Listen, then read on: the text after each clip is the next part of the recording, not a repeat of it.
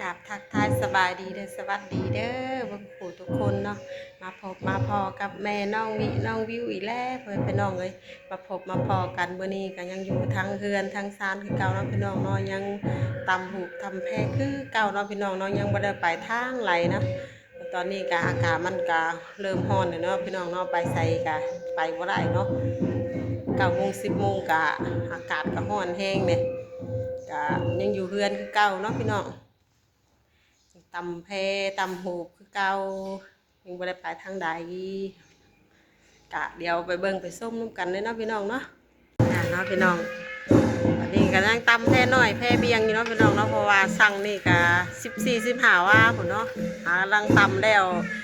12ว่าทางตำได้12ว่าก็ยังเดืออยู่3ว่า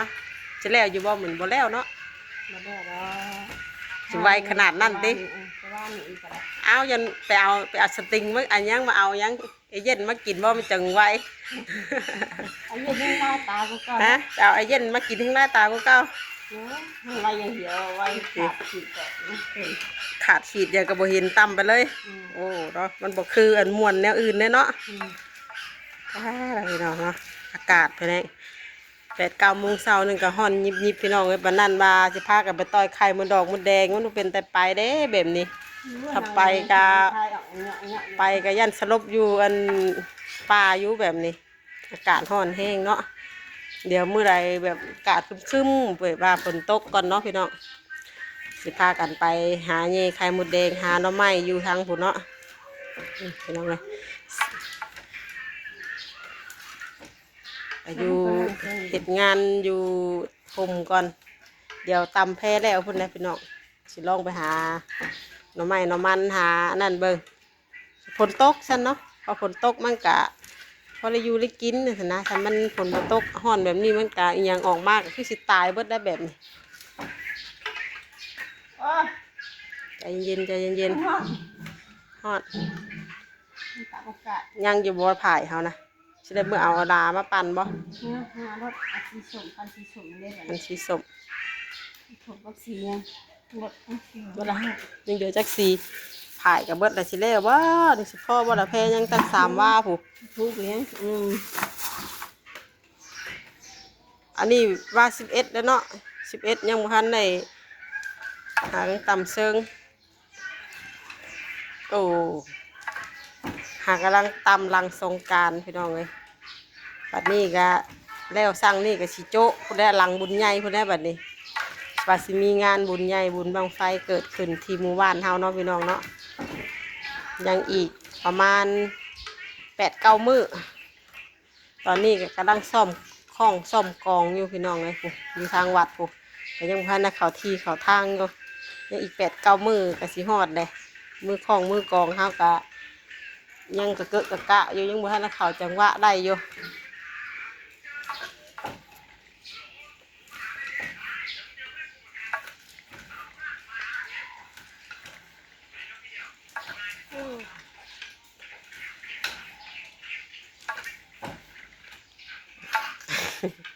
อะไรไม่ได้ขาดปันใดอ่ะปานนั้นมาชวนตำกลางคืนเนาะถ้ามีดอกไผ่กับสีตำอยู่เห็นดอกไผ่บ่มีเด้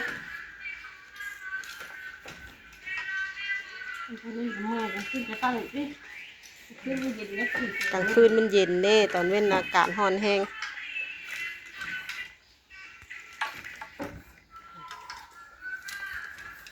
งามเนาะสีขาวกับเขียว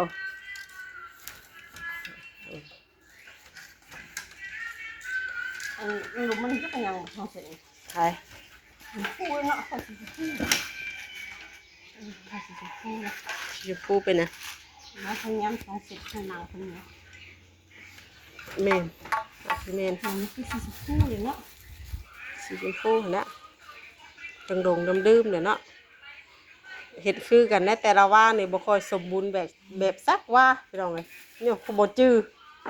ขางหนึ่งสีเขียวขางหนึ่งสีขาวที่ว่าใส่สีชมพูแก่ที่ว่าเอาสีนี้เป็นนี่ดิเห็นไหมนี่ก็ได้อ่ะนี่น่ะนั่นแหละ2 เซน โยโยโย ต้องใส่กระสวยก็ได้มั้งแต่ละสีแต่ละว่ามันก็แตกต่างไปหน่อยเนาะบ่คือกันนะติ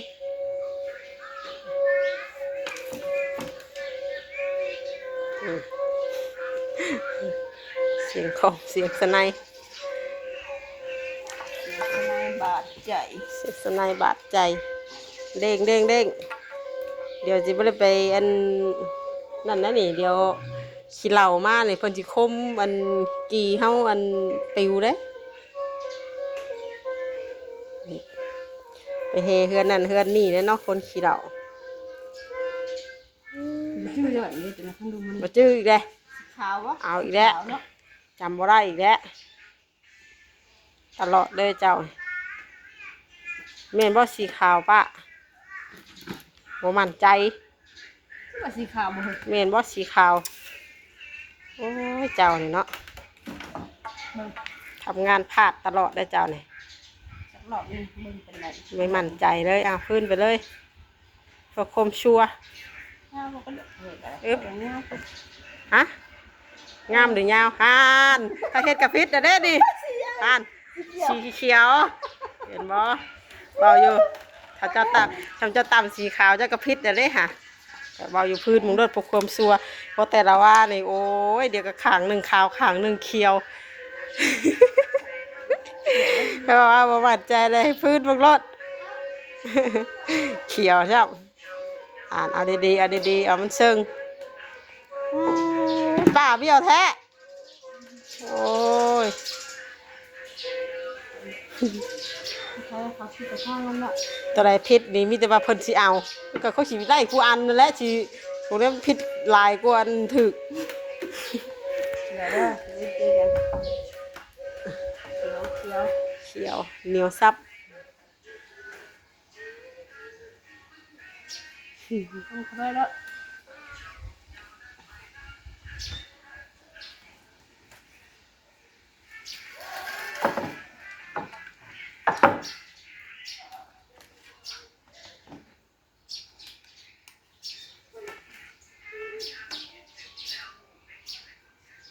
กาดฮ้อนแห้งอยู่ดีเนาะ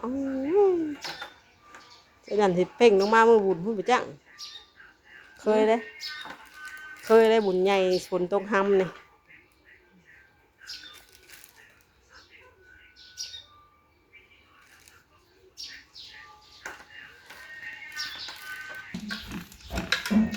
ตอบซึ่งแบบนี้แหละเนาะพี่น้องเนาะ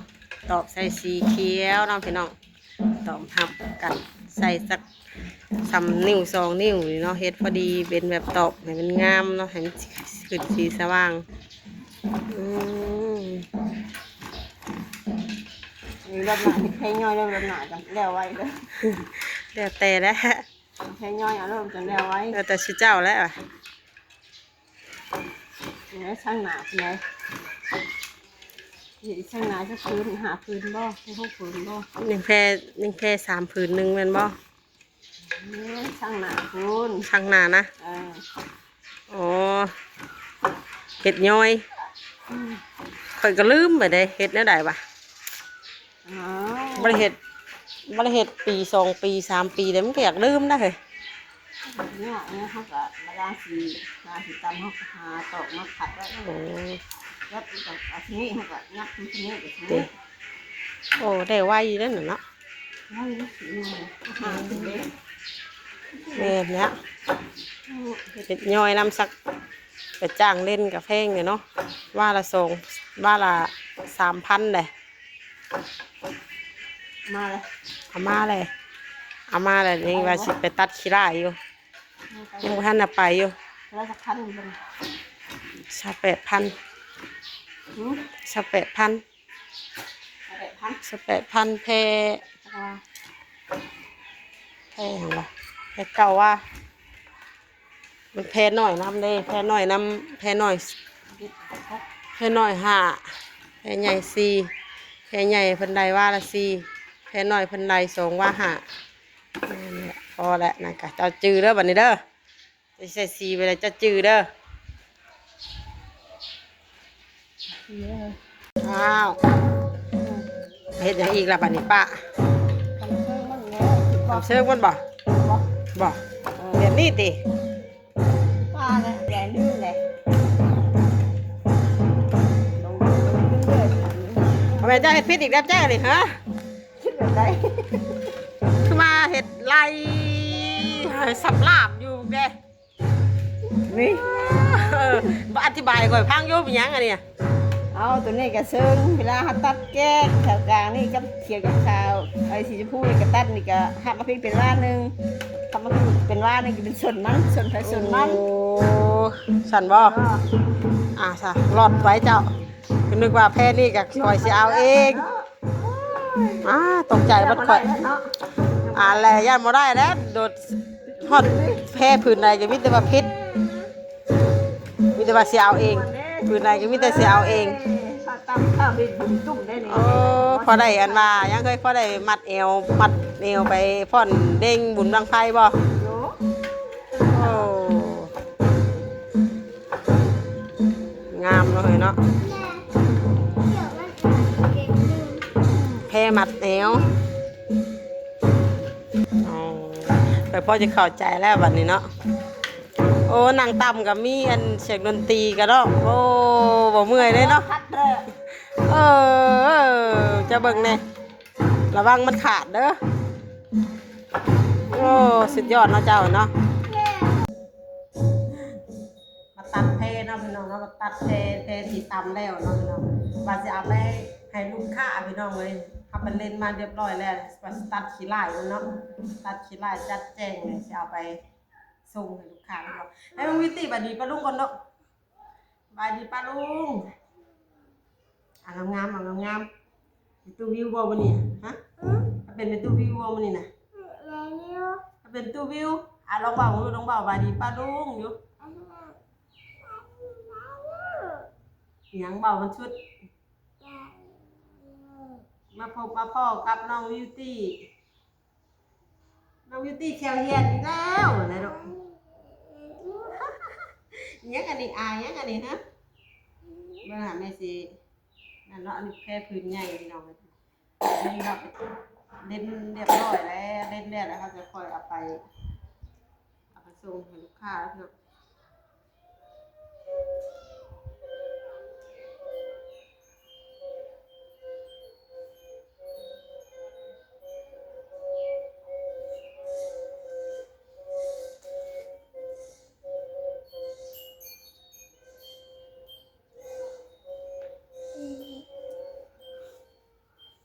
ลูกเอ้ย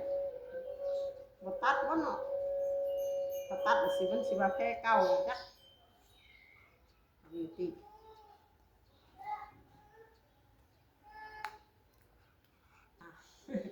เห็นยังล่ะเป็นยิงเขียวบ่ลูกออกไหมเห็นยังล่ะยังมาบางกล้องอยู่บางบ่ลูกผิดเลยแม่ดึงบักกล้องนั่นเหรอฮะเดี๋ยวแม่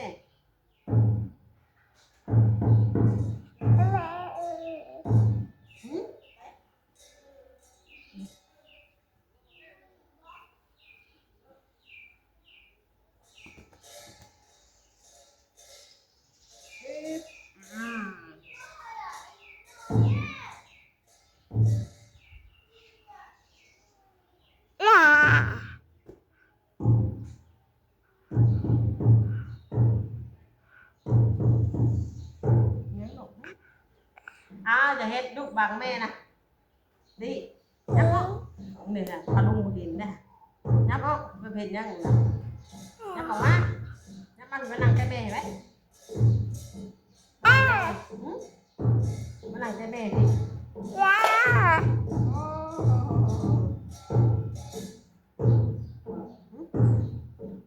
จะเห็นยังเลยเฮ็ดเอาพี่มานั่งใกล้แม่เห็นไหมมาไว้เอาบอกปลาลุงก่อนไหมไม่นั่งก่อนไหมปลาลุงเอ้ยน้องบิวตี้ลาไปแล้วเด้อจากพ่อเดี๋ยวพ่อกับน้องบิวตี้มือใหม่เด้อ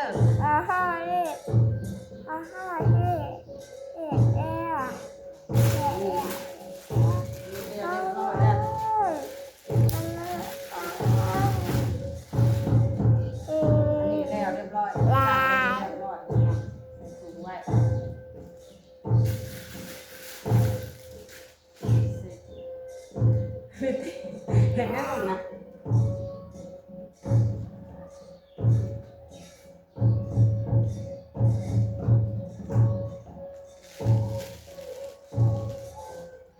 พี่เอ้ยฮะฮะเห็นอันนี้ค่ะฮะเห็นยังลูก